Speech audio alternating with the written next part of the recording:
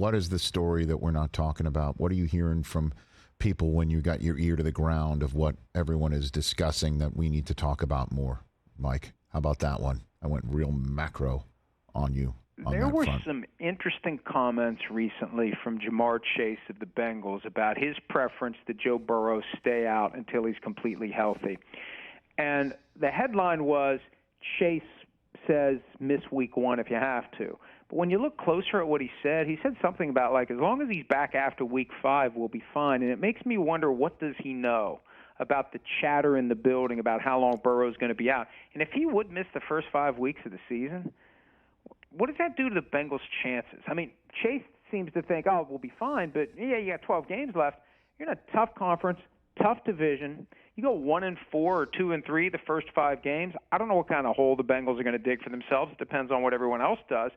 But that's a concern, and there's been so much quiet about Burrow and his calf and his contract and several weeks. What does several weeks mean? Zach Taylor said several weeks means several weeks. Well, thanks, Captain Obvious. But what is it that Burrow is going to miss, and when will he be back, and how good will he be when he comes back? Week 1 last year, after he missed time after an appendectomy, he had 5 interceptions against the Steelers. So that's one that, when you look at how many great teams there are in the AFC, and we just assume the Bengals are going to be in the mix, that's one that is just odd, and it's just kind of been forgotten. Like, that's a big deal. One of the best quarterbacks in the NFL isn't healthy right now, and we don't know when he's going to be healthy, and there's a chance he may miss time into the regular season. Yeah, I mean, when he said that, I just, again, when Burrow went down, and they're saying it's a calf injury and it's several weeks, that's what Zach Taylor said. And I just thought to myself of Kevin Durant. I don't know why. It's just the most famous calf injury that turned into an Achilles. And I thought to myself, they better now than obviously week 2, when then the season drones on and a 6 to 10 week thing, right? Normally when somebody's out 4 to 6, you say 4 to 6, but the several weeks designation for me was an interesting choice by Zach Taylor. And I guess Jamar is saying, we started 0-2 and we made it to the AFC Championship game last year. We could do it again if it's a 1-3, or even you said 2-3 start. That's the way I looked at it, and that maybe just take 10 weeks off. It would be 6 weeks from the injury if he comes back week 1.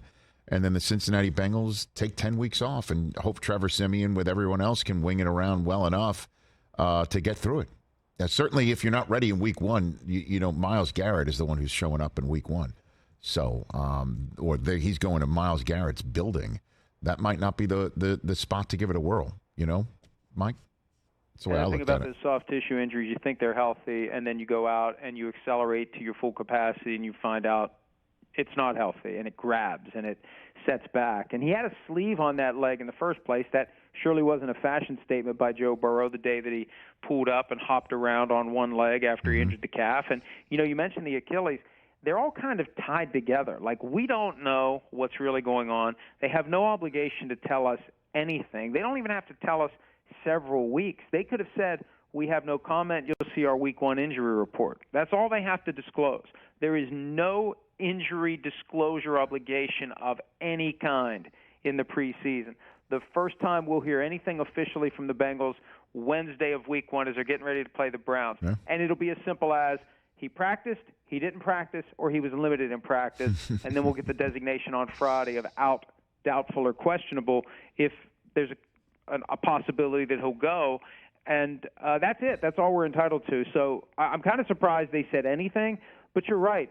Several weeks, who the hell knows? And when you get that whole calf and Achilles thing tied together, who the hell knows?